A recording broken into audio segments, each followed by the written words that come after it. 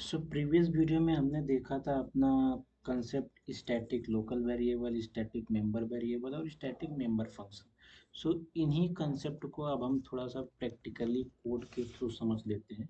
तो आज का जो हमारा जो कंसेप्ट होगा वो स्टैटिक लोकल वेरिएबल को इम्प्लीमेंट करने का होगा। हम एक सिंपल सा एक कोड लिखेंगे। काउंटिंग फंक्शन कॉल मतलब कि हमने किसी फंक्शन को कितनी बार कॉल किया है वो उसको बताएगा। तो क्या होगा, काउंटिंग फंक्शन कॉल। ये सिंपल सा कोड लिख रहे हैं हम। तो जैसा कि आप सभी को ये सब चीज़ें पता है।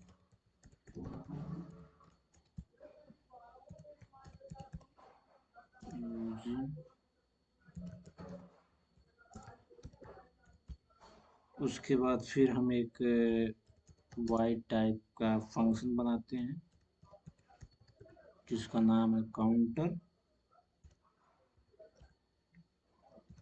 उसके बाद फिर हम उसमें एक स्टैटिक और इंटीजर टाइप का एक हम वेरिएबल लेते हैं जिसकी इनिशियल वैल्यू क्या है, 0। तो इसको हम बता दे रहे हैं इनिशियलाइज, मतलब इसको हमने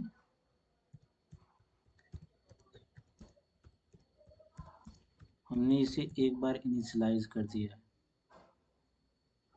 उसके बाद फिर हम यहाँ पे काउंट को इंक्रीमेंट कर दे रहे हैं 1 से।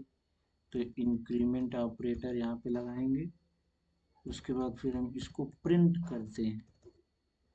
क्या करते हैं, प्रिंट कि फंक्शन कॉल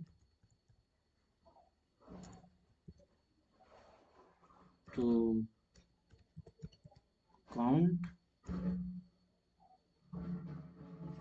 फिर लिख देते हैं टाइम्स, फिर उसके बाद फिर हम मान लो एंडल लगा देते हैं, एंड करते हैं। ठीक है, यानी फंक्शन अब हम मेन फंक्शन बनाते हैं। मेन फंक्शन में हम काउंट को जितनी बार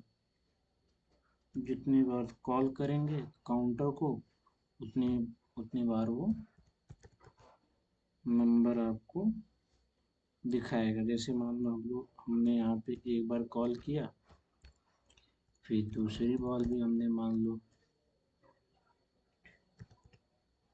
दूसरी बार भी हमने इसे कॉल किया, फिर मान लो एक बार हमने इसे और यहाँ काउंटर, फिर मान लो रिटर्न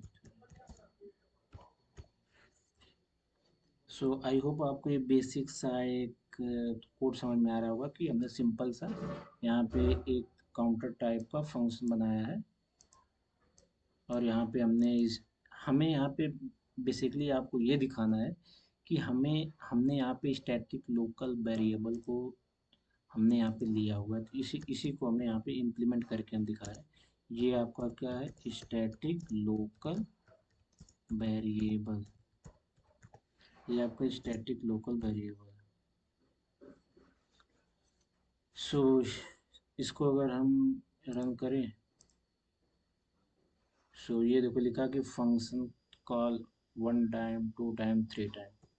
अगर हम इसी को अगर हम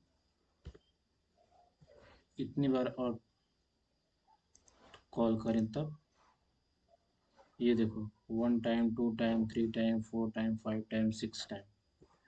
आई होप हमने यहाँ पे स्टैटिक लोकल वेरिएबल्स को इम्प्लीमेंट करके आज की वीडियो में हमने आपको दिखाया है।